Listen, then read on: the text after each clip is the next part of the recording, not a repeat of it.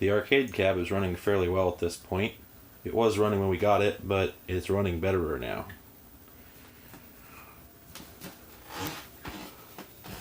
When we got it, this control panel was hanging by a thread. If I can put a picture in, I'll do so, but it was just about like that.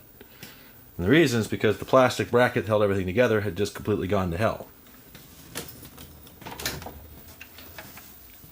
That plastic bracket tucked in there, which you can't quite see.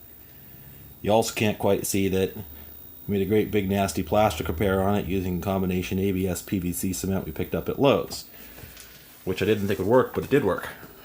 So in addition to that, the cable harness that was in here was a complete nasty disaster, and so we've replaced it with our own nasty disaster, because rather than trying to understand somebody else's completely inane system that makes no sense, we now have our own that makes no sense, but it makes sense to us.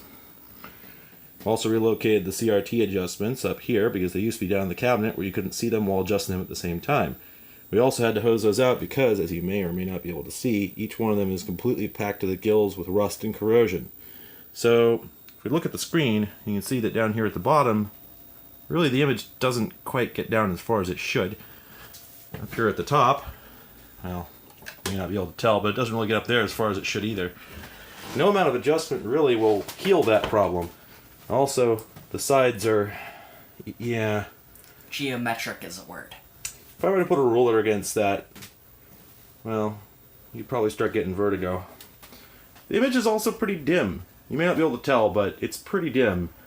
But at times it's very bright. It also currently has a nice blue color cast, which is interesting because when we plugged in another game, it had a nice red color cast. So, either there's something wrong with our JAMA cartridges, or there's something wrong with the CRT that differs on a per game basis. Either way, there's still some kinks to work out, but these things are so simple that in the worst case scenario we'll just replace the entire CRT board.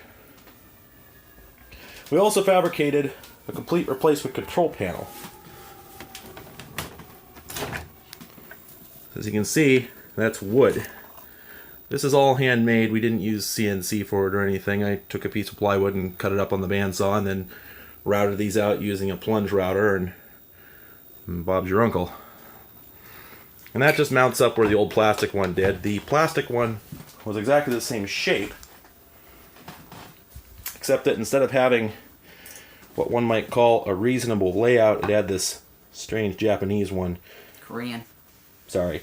So we swapped it out with our own panel that has your typical Blast City? Sure, Blast City. Arrow it's a Sega City? It's a Sega layout. It's a Sega layout. And Daria went ahead and painted it up in the Trans Pride colors. And also got the buttons done up, and the joysticks done up in the Trans Pride colors.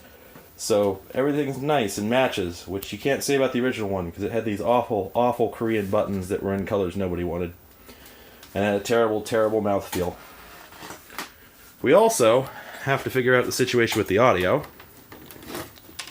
because it does have stereo speakers, and some games, not JAMA games, but some games have stereo sound, and we intend on making this a main box, so we want to have stereo sound. So although these speakers were originally wired up in series, we've swapped them out for parallel wiring so that we can have separate audio channels.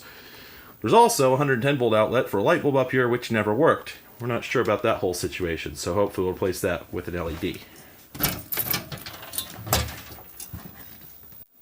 Within the cabinet itself, well, the optics are not as good as they could be. But, so, up here is roughly where we're going to have a JAMA board living, although obviously this one's just kooking around for the moment. And we have the complete disaster of all the JAMA and related harnesses. We did replace what one might call the electrical system, because originally this just had a single power outlet with 2 prongs. We replaced that with a nice grounded one in order to make it all compliant. And then here is our cheap as hell eBay purchase or Amazon purchase audio amplifier. Just your basic 2-channel, 8 ohm, what, 20 watts? Yeah, it's about 20 watts. So we got to figure out how to get the JAMA audio, which is pre-amplified in most cases, into that. And my plan is probably just to use a great big fat 10 ohm, 10 watt resistor to drop the voltage down. Now, we found out that if you go over to Lowe's, you can pick up an angle bracket that's pretty good for putting an ATX power supply in place, so that's what we got that put in with. That's the JAMA power supply, which, believe it or not, you can actually get these on Amazon. So we had this, I think, same day? Next day. Next day. So you can get that on Prime. Got our 2.5-inch SSD up here. Now, you'll notice the motherboard isn't here. That's because of a miserable, terrible story where we bought a motherboard and a CPU and memory and everything, put it all together and put it in here and it wouldn't go. And we bought another motherboard, another CPU, and put it in here and it wouldn't go. And just about the end of our rope, we realized that this is because the CPU and the motherboard are incompatible, because it's 2017 and this is still happening. We need a BIOS upgrade in order to make that motherboard go, which we can't install because the motherboard won't start because the CPU isn't compatible. And how they expect you to resolve that situation, I don't know. We also put casters on here. These are also just a cheap Amazon acquisition. But we had to reinforce the bottom with some plywood because the bottom is made out of the softest, spongiest, cheesiest, most absolutely pudding-like MDF, as is the rest of it. This being a Korean cab, I have the feeling it really probably isn't up to the specs of Japanese cabs. Probably certainly not up to the specs of the Sony cabs. I mean, the rear cover is just held on by a single... Not Sony, Sega. Yeah. I think the rear panel is just held on by that single piece of MDF there. And it's just held on at the top by the lock. There's no real rails or anything, and this thing contains just a tiny smattering of metal, so it's just not the toughest thing on the block, but it'll do for our purposes. We've also picked up a Naomi, which means that cabinet's going to be even more stuffed than it currently is. The Naomi, if you're unfamiliar, is essentially the arcade Dreamcast. Although instead of GD-ROM, it fortunately loads things usually from ROM carts. Although there is plenty of media available on GD-ROM, we intend to have nothing to do with that whole business. So, well, maybe not, but... Are we getting a GD-ROM player? Not right now, but we will. Why are we getting a GD-ROM player? Because why wouldn't you? I thought we were going to net boot. We are, but, like, sometimes I want to have real games.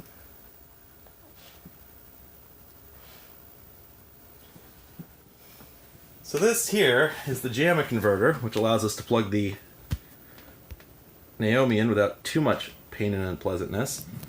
And that's sort of a strong statement because, well, this thing has some pins and some headers and some connectors on it. So this simplifies things considerably by just getting us straight into the JAMA we already have. And we've plugged it in and it goes. No.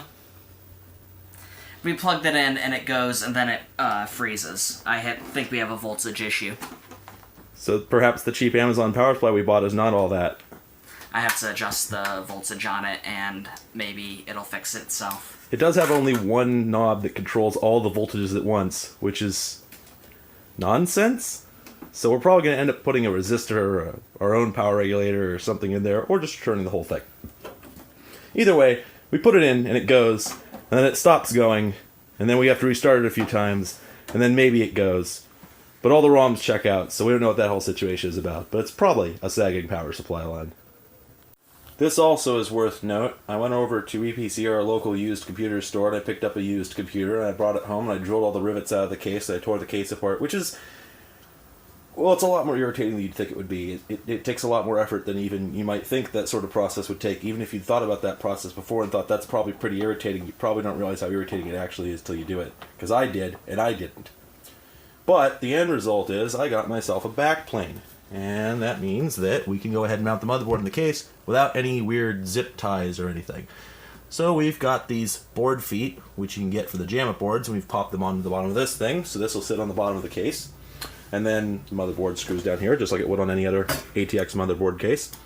And this is the buried lead here. This is what we were going for. We just wanted a backplane, because we have to use a PCI Express third-party graphics card in order to get 15 kilohertz VGA in order to plug into the arcade cab CRT monitor, because that only takes 15 kilohertz RGB. So in order to do that, we had to mount a PCIe card in there, and without a backplane, what are you going to screw it to?